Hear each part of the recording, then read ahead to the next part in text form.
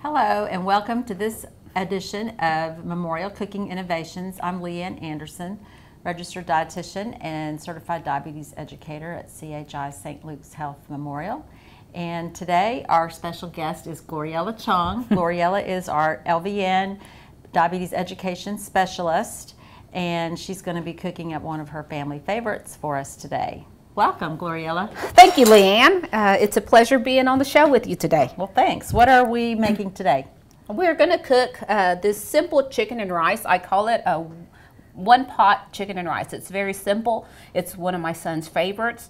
It's become a family favorite also now, also not just by family, also friends have started liking my chicken and rice. I usually add a little bit too much sodium, but I'm learning to cut back on it with some of your suggestions. So we are going to try to make it today with a lower sodium. All right, well, let's get started. First, we want to start off with some boneless, skinless chicken. For this, I'm using thighs. You can use breast. I guess you could use just about whatever you prefer.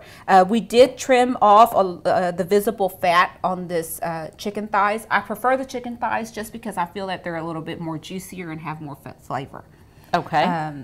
The breast is good, but to me it's a little drier. Okay. So we will start off. Got the pan preheated. And we're just going to start off by browning it a little bit. And also there's still a little bit of fat on there, but that way we didn't have to add any oil to the pan. That's right. We didn't. We're using a non-stick pan, so no extra oil is added, or we didn't add any extra oil. We didn't even use any of the cooking sprays or anything. So that's a plus right there. I'm going to say. I hope I'm doing right. Yes, you are. You get that natural flavor.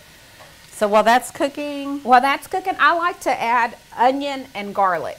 Okay. I usually add like a whole onion to my chicken, so I just chop it up. I'm not a chef, so if I don't cut it correctly, I hope Chef Reggie, well, he'll forgive you, Gloria. Our Chef Manny himself. But you're doing it pretty much the way I would do it at home. Cut the ends off, peel the skin off. You know, once it's cooked, it doesn't really matter how it's been chopped up, right? Yes, because it will cook down, so you won't even be able to see it. And I guess this is a way to kind of hide your veggies in, right? For our picky eaters. And if we chop it fine enough, they'll never know it's in there. Because you have a teenage hungry athlete at home, correct? I do, yes, and he loves to eat. So this recipe may not be as lower in calories and the sodium and the fat as some of our others, but when you have kids at home, they a lot of times don't need to watch their calories. So this is one that if you're trying to cut back on calories or portions, just have a smaller portion and balance it with a salad or some fruits or vegetables. Some steamed veggies would probably go good with this also. Another one of my favorites is the steamed veggie bags. Are those good for you, Leah? They are. Your frozen vegetables are usually frozen when they're fresh. So it retains a lot of the nutrients and the vitamins and minerals. Many times your fresh may have been sitting there in the store for a while and are not maybe as healthy as, not unhealthy, but maybe not quite as fresh as we think they are. And plus the frozen are so much faster to cook. Because when you're on the go. When you're on the go, working, you go to track meets and basketball games and cross-country meets, so whatever you can cook quickly. And this is what I like about this meal, is that to me it's simple. You can take out your chicken thighs and just thaw them out, throw them in there and brown them, and just throw some onions in there quickly. And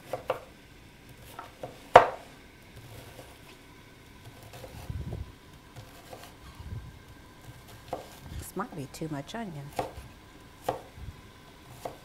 It'll cook down.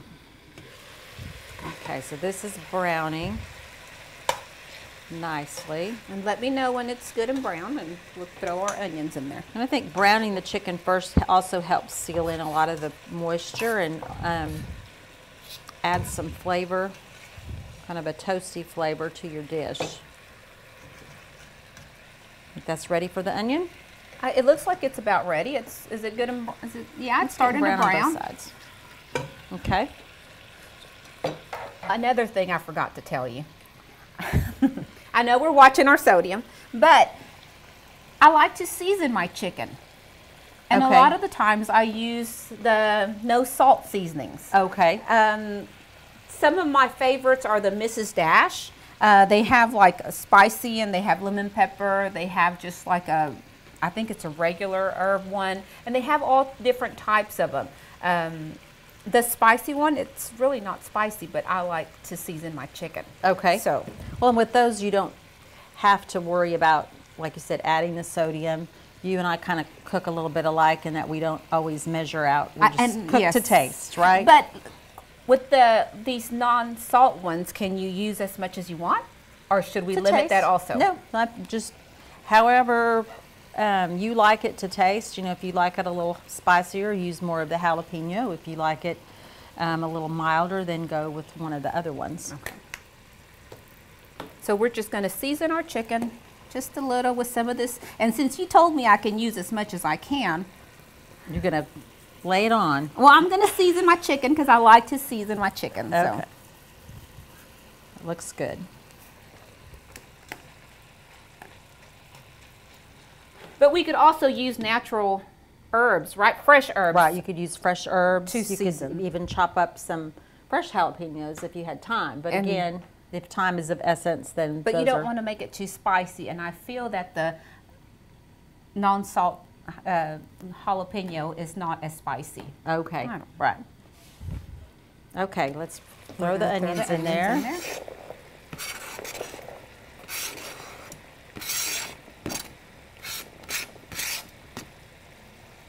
Okay, what's the next step? The next step is I like to put some fresh garlic. And usually I put maybe about 4 or 5 cloves in there.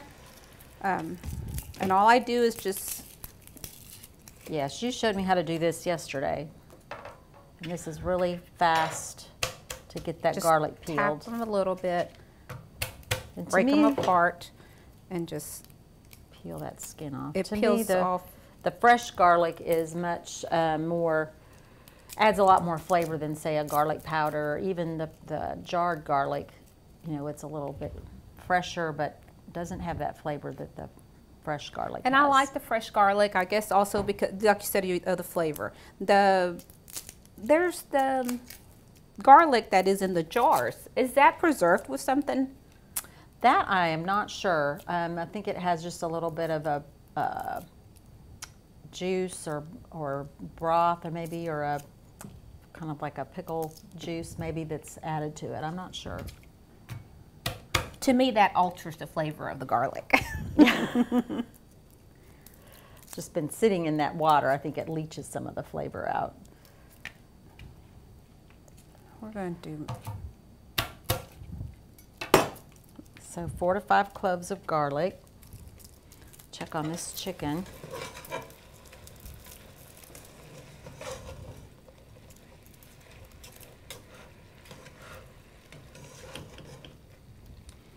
What are some other ways you maybe sneak vegetables into your dishes at home? Do you have any tricks?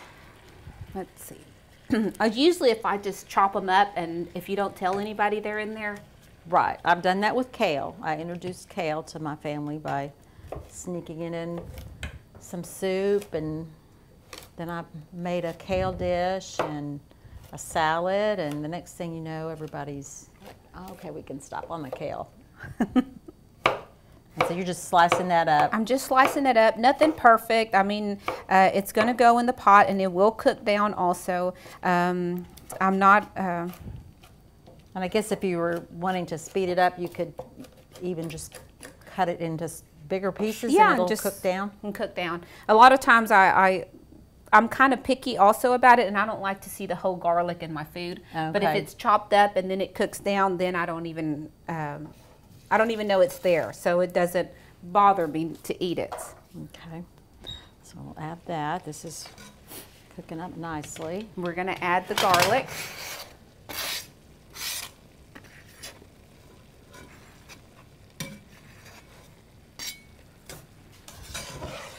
Smells really good. I think you hit the seasoning balance just about right. But I know you've got some other flavoring tricks up your sleeve. So what's next? Our next step is the rice. Okay. We put in the rice. We are using a brown jasmine rice. When I showed you the first time to do this recipe, I know we did it with white rice. Right. But, you know, the nutrients, the fiber is higher. It's one of our tweaks. Yes, is to use the brown rice instead of the white rice. Okay. And you like the jasmine rice because? I like it because of the fragrance. And I like to use it in a lot of my dishes. I know it's just preference to me. I think it's what you will eat and what your family will eat. Right. Okay. And the jasmine is my favorite rice. Okay. But I use the white rice. But maybe I need to change to the brown rice. Try the brown and see how you like it. So when you are choosing your grains, a lot of times the brown rice is going to have a little more fiber. It's going to have those whole grains, and because it's less processed, it has more of the vitamins and minerals. So you said about 1.5 cups. We're going to use about 1.5 cups of rice. And you see how pretty that rice is? It is. The long grain? Yes. I guess that's what I love about it. Yeah, I'm used to seeing maybe the shorter grain. Mm-hmm. And I like the long grain. We'll use about 1.5 cups. Yes. And I think what I like about this too is when you cook rice at home, if you try to steam rice, I never have a lot of luck with that. And so this you can keep stirring and mixing and adding water, and it just seems to be a lot easier to end up with a good finished product. Mm-hmm. Okay, so we're going to let that cook for probably 10-15 minutes. We forgot to add something, Leanne. Oh, the secret ingredient. The cream of chicken. Okay. And I know we're talking about sodium again. We do not want, well, you recommend that it's recommended that we eat less sodium. Right. We are using the Healthy Request. 1/2 cup contains half the sodium as regular. The regular. Okay. And you save a ton that way. Yes. So we're using the Healthy Request. And what I guess the family, or especially my son, what he loves about this, it's the creaminess. The creaminess. Okay. And I attribute it to the cream of chicken. It's that comfort food creaminess. Yes.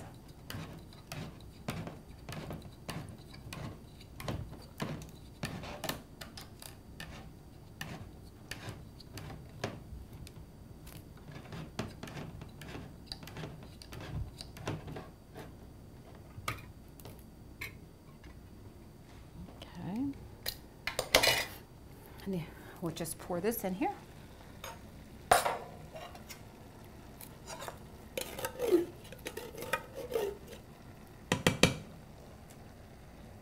We'll let you stir that. Mix that up.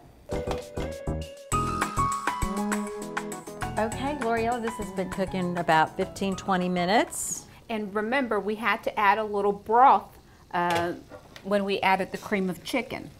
Yes, you can add the unsalted broth, right? Or you can add water. It's up to your preference. If you don't have any broth at home, you can just use some water. And we're going to add some vegetables to this to make it a little, a one-pot meal. All right, what are we going to add? We're going to add some fresh broccoli. We're not going to use frozen. Okay. I love the convenience of buying the florets already in the bag. Sometimes they come a little bit bigger, and I like to chop them just a little bit to kind of make them in a little bit smaller sizes. Because sometimes the florets are a little bit big. And I don't like to use frozen broccoli in my chicken and rice pot here, just because I think the frozen makes it a little mushy.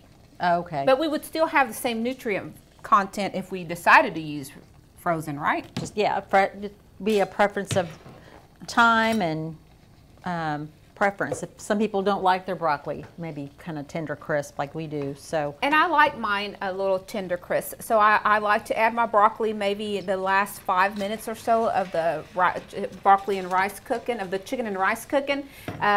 So That's why I like to add it kind of almost at the end. Okay. Just to make it a little crunchy. And I also like to sneak in some mushrooms in there. Okay. You can probably give us a little bit more nutrition value on these mushrooms. And I like to sneak them in there because I feel like they cook down just a little bit, and my son seems not to even notice them and just eats them. So I know they're eating more vegetables. Oh, right. So- Yeah, no, those mushrooms, they do give you some calcium and some vitamin D, a little bit of fiber, and they're a little higher in protein than some of your other vegetables. So we'll throw some mushrooms in there. And I think you've forgotten one other important ingredient. I can't believe you forgot. Well, I'm trying to hold back on it just because I know you're trying to teach me how to cut back on our sodium. Right. My little secret ingredient on this little chicken and rice is this chicken bouillon. It's very high in sodium, and I know that now. But you've told me that we can have everything in moderation. Exactly. So you've told me we can maybe do a teaspoon to 2. It depends. If you're having to watch your sodium, if you're on a low salt diet, well then maybe you just want to use 1 teaspoon for your pot. Okay. But you've told me that if we're not watching our sodium, don't have blood pressure problems, we can maybe use 2. A little bit more, 2 to A 3. little 2. Because we did cut back on the sodium ingredients with the unsalted chicken broth that only has 45 milligrams per cup, and the low sodium chicken soup. So we've saved a little bit there as well.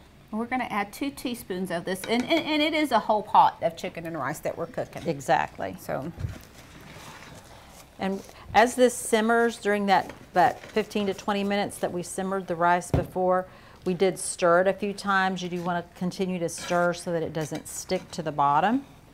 Now these vegetables will make some of their own liquid, but at this point you want to add a little more chicken broth as well. Mm-hmm.